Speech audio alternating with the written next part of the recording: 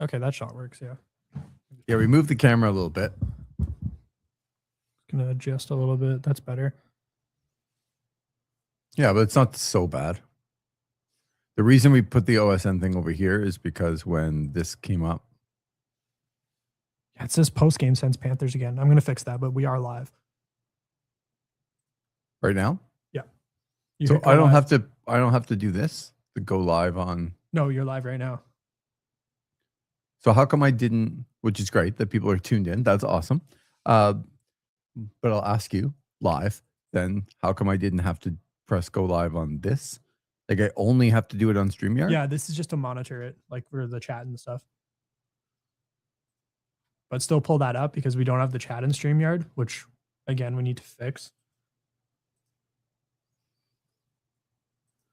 All right, the title's been fixed. I'm just gonna get a new thumbnail. Yep, there we are. Okay. But we're live whenever. We also workshopped some names last night that I'll run by. Cool. But maybe we'll do that live. As long as nobody's going to take them. Yeah, fine.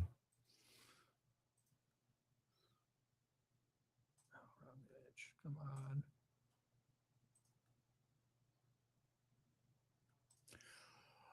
Well, it's one of those games here on the OSN pregame show for the Ottawa Senators and the Vancouver Canucks. Lee Versage, Tanner Ryle with you. Nice for everyone to be along here on a Tuesday night in the middle of January. There's nothing better than talking about two of the worst teams in the National Hockey League right now. However, Tanner,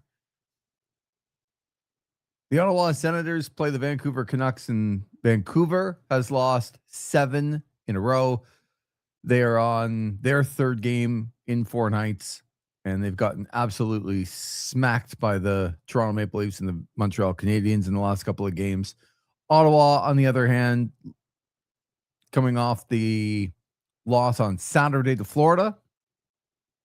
You were there. Some news since. We'll talk about the lineup here. A certain goaltender. Which one was on the ice today? James Reimer. Optimus Rhyme. He was. He was. Linus Ullmark was also. He was. Not with the team. No, but he was on the ice. I never said with the team. He's on the ice. So lots going on. First of all, just a quick synopsis. You were there Saturday. I know you were in a snowstorm. You were on the chat, which was awesome. But how was the game? You were up close and personal. Looked, like I said on the post-game show, on This Is Overtime. I like it. Oh, okay. Just until the game goes to overtime, and then we're not overtime anymore. The game's overtime. Yeah, but even if the game's in overtime, we're not going to be on live because we'll be watching and listening, and then this is overtime afterwards. At least there'd be overtime after an 8-2 spanking, but right, you know. Exactly. Yeah. So how was the game? Yeah, it was. I mean, seats wise, it was incredible. We were second row, off to the side, on the side where the Sens shot twice. We were sort of off right by the face-off circle. Okay. So once things kind of got to the other end of the rink, it was a little bit hard to see. But for most of the game, we saw a lot of the action, really close up to some players. Saw a lot of the body language, a few observations. Yeah. Nico Mikkola is a very big human being. Yes. That was one takeaway. Because we were on the side where the Panthers warmed up, and he was like right up against the glass, and like he might like make Brady look small. Not a lot of, I'm guessing, because with other games, right? You had the Bruins, or there's just so many fans that are up at the visiting end watching warm up. Probably not a lot of Panther fans along the glass. Where there's some. You'd be surprised. I saw a lot of Brad Marchand jerseys, believe it or not. Really? I don't know if this is just, the team's done well the last couple of years, the bandwagon type of fans. Mm-hmm. Okay. But apparently our image is frozen. That's a problem. But a lot of Sam Bennett fans as well. Like Bennett did his like warm up by us, and there were a combination of people trying to get him to toss a puck over the glass. And the other ones were going, Team Canada, smacking on the glass, trying to get a rise out of them. It was pretty funny. So the first question is, like, for sure, that you were that close is the first thing that you did when you got home. Did you go and try and find yourself on television? I did not, because I saw it in person when we were still at the rink. So the Zub hit is, I'm sure, something we're going to touch on at some point. And there was the wide shot of it. And in the bottom corner of that shot, it's not me, but you can see Ethan stand up and throw his hands up like this. And I'm right next to him. Probably rightly so. And he's got his red Giroux jersey on. So second row, you just see a big hands up as soon as that goes. He is always on the refs, like, right away. He's a big penalty caller. Right. And yeah, that made it quite easy to see on the replays. Like, I saw every day Sens had it clipped right away in the arena. And we're like, oh, there we are. Circled ourselves. All right. So you mentioned body language. I wanted this team, I didn't care if they won, but I wanted to show that that game was really important. It did not come across that way on television. What was it like live? I didn't see a ton of it just because of our seating position, but the first time I picked up on something was towards the end. I think they had the empty net, and Giroux and Brady were just arguing over who's taking a draw or what the game plan was or something like that. Kind of uncharacteristically so. Right. And then it kind of seemed Giroux put him in his place and then started calling the shots and was telling Sanderson where to go and stuff. And Brady kind of got quiet and went back to his side of the dot. Did Brady look at the stats of the game to understand that Giroux was playing much better than him? Maybe that's what it is, because in the end it was the old man that decided what was going to happen on that draw. Excellent. I knew I liked Claude. Yeah, it just seemed like it was another game for them. Like, it's not like I didn't think they were horrible in the game, but no. I also didn't think it was next level. This is really important. We're going to shut up, all the people. We're going to shut out all the noise that's happening, and we need a win, most importantly. And it just didn't look like they had that next gear. So that surprised me on Saturday. It really did. For sure. I mean, the PK and the goaltending killed them once again. That's going to continue to be a story until it's not. But for me, it was the level of engagement. And as much as I didn't notice it in the arena, just where we were sitting, I did see a shot of the bench afterwards. And I believe it was Stützle, Tkachuk, Cousins, all sitting beside each other, and just nothing, no emotion, no pushback or anything. Just a scowl on their face. I think I saw a back check at one point where Batherson was just kind of half-assing his movements and stuff. Just the level of engagement was not there. I'll give props to Shane Pinto for being willing to fight Sam Bennett, it seemed at one point. I liked that. Mm-hmm. I liked the response on the Zub hit, but I think there could have been more of a response. That's probably an incident where Brady last season drops the gloves. I know he can't do that right now. Right. But somebody does. Somebody should. Right. And it shouldn't be Tim Stützle. It was a bad hit. Seeing it live. It was brutal. I don't know how Verhaeghe walks away with no fine, no suspension, not even a major called on the play. Right. The fact that they reviewed it and then didn't call it a major told me that there are more problems. And this is not a homer point of view. I don't care. You know what I mean? Like, I don't care if it's on Zub. I don't care if it's on Verhaeghe. Either way, that was a really bad hit, because when they reviewed it, you go back and you're like, okay, did he hit him in the numbers? Yes. Did the player think he was going to be hit? No. Did he hit him within that 2 or 3 foot really danger zone? Yes. Like, all the check marks. And even then, I saw the play-by-play on that. I'm not sure who did it. It was on Sportsnet. The guy was like, oh, this isn't the type of player Verhaeghe did. It is.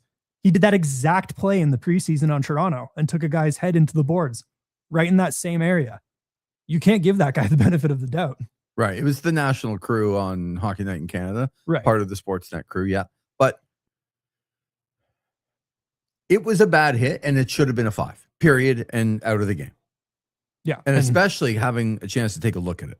And I know I left a comment in the chat on the stream, because I was still in the car at that point in the CTC parking lot. It was brutal the other night, where we were talking about the players' response. I would have liked to have seen more from them. That's a point where I wanted more out of Travis Green as well. I know he's not been the problem this year, but if there's a moment in the game where if you get tossed, it's no big deal. I feel like that was it for Green. He should have been ripping those refs. It could have been a defining moment for him. Yeah. You brought that up, and I very much agreed with you because I don't know what the next spot is for him to do that. Like, you're running at a racetrack here before the end of, or before the beginning of the Olympics and the break that's coming up. And like, it's right now. Right now. Yeah. The name of our daily show, I think, here on OSN. But right now is the time for the Ottawa Senators. What are you waiting for? And again, I'm not heaping it on Travis Green, but the point you make about making a big thing and trying to get your guys, because that's what it is. It was just another game for that team, and the coach needed to do something within his power to try and not make it just another game. I thought he could have picked a spot in that moment. And again, once it goes by, it's like, I kind of missed your chance. Like, if you don't do it instinctually, but. And it's not like he's a coach that doesn't get hot on the bench. We see it fairly often. Like, it's one of my girlfriend. She's not the biggest hockey fan, but she loves watching Green look down at the screen and then get up and start yelling and stuff. Like, why not get tossed there? What's the worst thing that's going to happen? Like, the fans had more of a pushback throwing garbage on the ice. Right. Not that you should throw garbage. Definitely not. On the Do ice. not condone that. I mean, we would have gotten a penalty if it were to continue as well. But I would have liked to have seen a little bit more from Green, and I would have liked to have seen a lot more from our players. I was going to see if you caught me there. No, you said it twice. But like, you know what? I actually felt bad when you left the other night. I'm like, yeah, I probably did it too much. And I felt bad. But then I did it myself, and you called me on it. I'm like, I don't feel that bad anymore. You're the vet. I'm still a little Green, all right? You got to walk me through this I'm match. a little Travis. Call the spots. Travis Green. Yes. Don't call the Ottawa Senators we or our team. Okay? That's what I will try, folks, not to do it as well. So if I do it, I expect to be called out by Tanner or you. And yes, I don't know exactly why I appreciate it. I mean, I'm still the rookie around here. You're the vet. Got to impart this wisdom here. Well, see, then now you're making me feel like I shouldn't have felt bad, but I felt bad after. Like, I probably did it too much. But it's like, we can't do that, right? We all can't say that. And there's stupid people sometimes that listen to this. They encourage me, and then I get going, and then, so the Versagisms. Yeah, I'm going to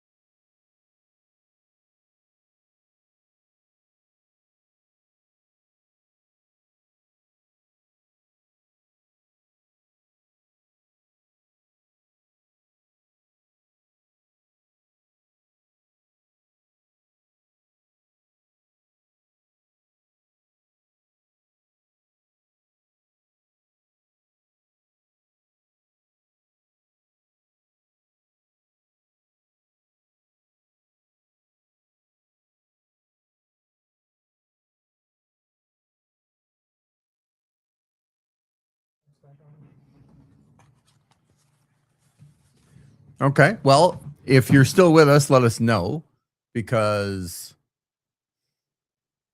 I mean, I won't say who the provider is, but That's your call, man. yeah, no, I'm not going to, but it looks like the provider is They're having issues. They're trying to censor us. They're a little threatened. Well, you know, that happens. We're trying to get back. So if you're with us on the chat, please be patient. We're still trying to get full capacity back, but I think we're almost there. I think we're back.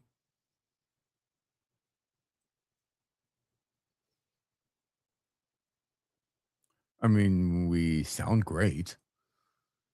So we'll just hope that people are still with us. And here we are. Oh, we might be all back. I got my buddy Julian who's in the chat. Okay.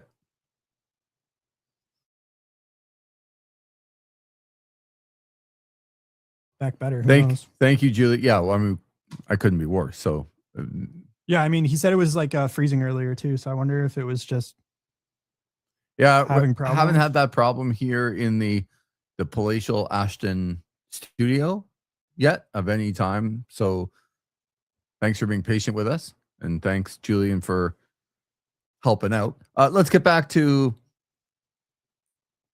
James Reimer signing a one-way deal. Yeah. And Linus Ullmark on the ice by himself. Yeah, and he was testing out some sticks apparently yesterday. So looks like he is trying to get back.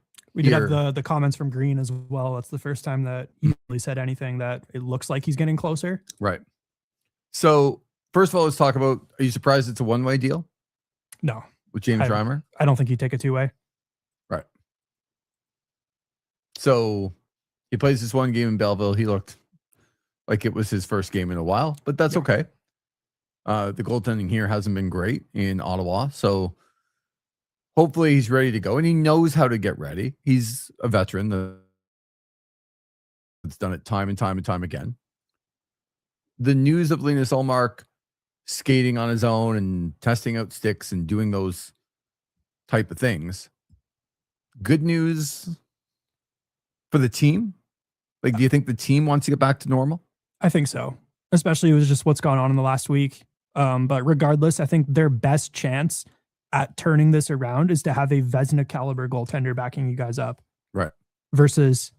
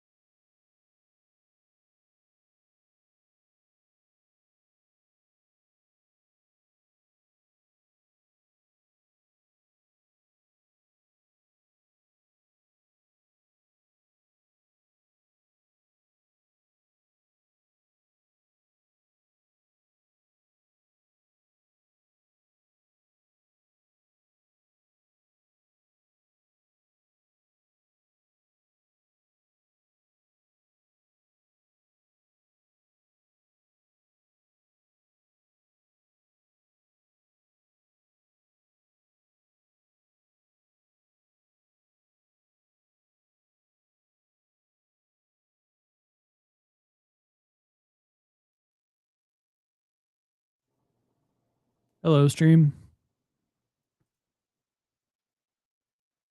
Can anybody hear us? Just confirm in the chat. Dealing with some Wi-Fi issues, as you can probably tell. I know we've gotten reports all night that the picture's been a little bit off, so if it craps out on us again, that might be it for the pre-show, but we're hoping to fix this ideally. All part of the testing is right, Zach.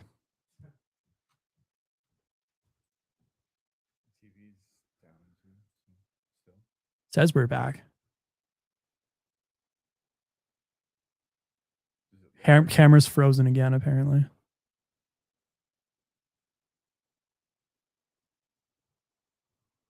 Which I feel like is related to what's been going on.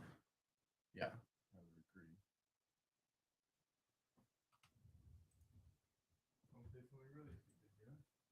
Unless it's a StreamYard thing when I have it in a different window.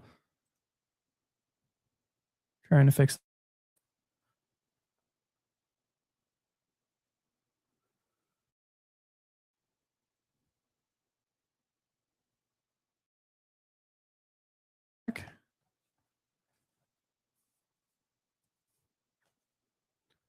audio's there, video is frozen.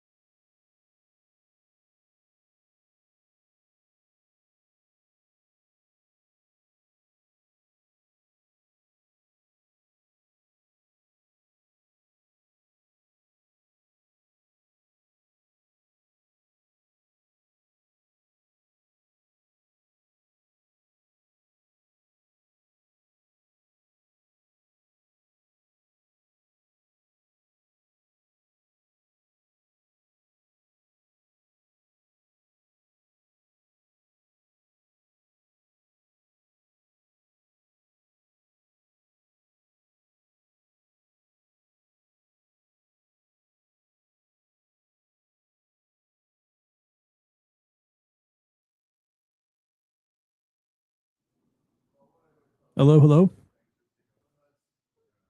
Yeah. If you're still in here, thank you for sticking with us. We are trying to work this out, dealing with some internet problems, I believe.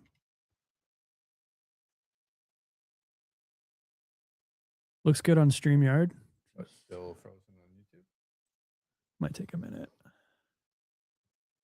Connect your encoder. Well, our encoder's connected. Oh, there we go.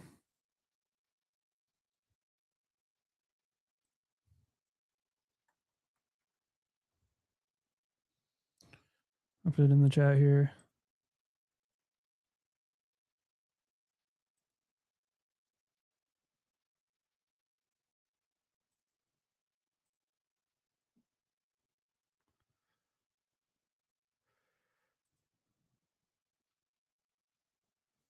Anybody still in here?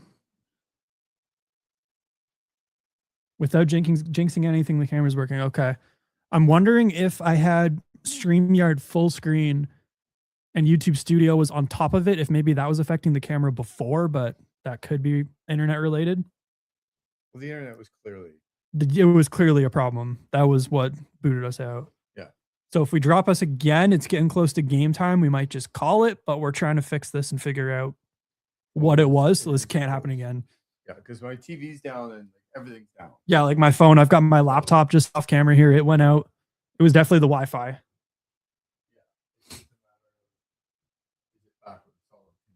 Right. And why did it have that? But it's down to 1 bar. I hope that's not. So far, so good. Knock on wood. Okay. Okay. Well, we'll just do a little something until it happens again, or until the game. The game. We're back, and I got my pink hat on, which is cool. Thank you, Julian. Thank you, Z Gibbon, who I had a nice chat with the other day. Oh, poor you. Yeah, no, it was good. It was good. You know, that ham and egg, white meat baby face announcer put himself over on the clip of Junior Benito, and it's like you got overshadowed by me and the other guy that was like totally overshadowed. Lineup tonight. I don't know if we have a lineup, actually. That's what I was trying to pull up before we had our first outage. I mean, the Sens have got to have had their warm-ups by now, so hopefully they posted. But posted it a couple minutes ago. Levi Merrilainen starting in goal. Correct. Hunter Shepard backing up. Reimer's not dressing, so possibly starts tomorrow in New York. But they've shaken up the forwards again, it looks like. So they're going Zetterlund, Stützle, Batherson up top. So probably a good idea putting Batherson and Stützle together. They've had a lot of spark. So that's your top line. We've got Tkachuk with Cousins and Giroux. Greg Pinto, Amadio, the reliable shutdown line from last year. I like putting them together. And then Cousins, Eller, and Perron. On defense, it is unchanged. Sanderson, Zub, Shabbat Jensen, Clevin Spence. And then, as you mentioned, Merrilainen gets the start. I'm glad Zub is okay, because usually it takes a day or two. They've had 2 days off, but for him to be back, that's good. This is, you used the words from Drake Batherson, was asked if it was a must win. He said no.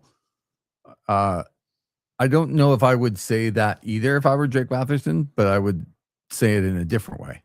I would say that we are at the very crux of our season, and tonight's game is probably the most important game that we've played so far this year. Can you keep StreamYard up there? Just keep an eye on it. Yeah, of course. So, again, you would think on Saturday, I thought I would have saw it. Yeah. Didn't see it. Vancouver's lost 7 in a row. Are they dead last in the league? They are. Yeah. Dead last in the league. They played last night and they lost to Montreal. Before that, they lost to Toronto. Yeah. They're struggling. They lost 7 in a row. And I saw a bit of the interview with their GM on the weekend, and it's the first time they've openly admitted they're going into a rebuild. I know Zeev Boyum didn't play last night either. They scratched him. And I know also something we'll probably talk about in a minute. Steve Stais was at the game last night doing a bit of pro scouting from what I heard. And he's been connected to the Canucks a little bit. So I'm interested a little bit on that front. Could be getting an early look before tonight, but... Well, this is the time, right? Because Columbus fires their coach, brings in Rick Bowness, and obviously known in this area, Rick Bowness for everything that he did. His son was the assistant GM, but of course, coaching way, way, way back here in Ottawa. 70 years old. He's healthy, but Columbus saying, like, if we didn't do it now, we wouldn't have any time. Like, he's got to work with the players, and then we got the break, and like we had to do it now. That's how teams are starting to feel. Like, we have to do things now. It feels a lot to me like when the Sens brought in Jacques Martin, just to instill some stuff into the team, because I know the deal with bonus is just for the end of this season and nothing beyond that. Mm-hmm. But it definitely reminds me of that move. Good news. I can hear the TV in the background, and I thought the TV was on the fritz too with the internet problem. How are we going to watch the game? But we're going to be able to watch the game. I can hear it in the background. I've left it on too loud, which is good. Z Gibbon in on the chat. Lee's Guy's Best Garden Gnome attire on.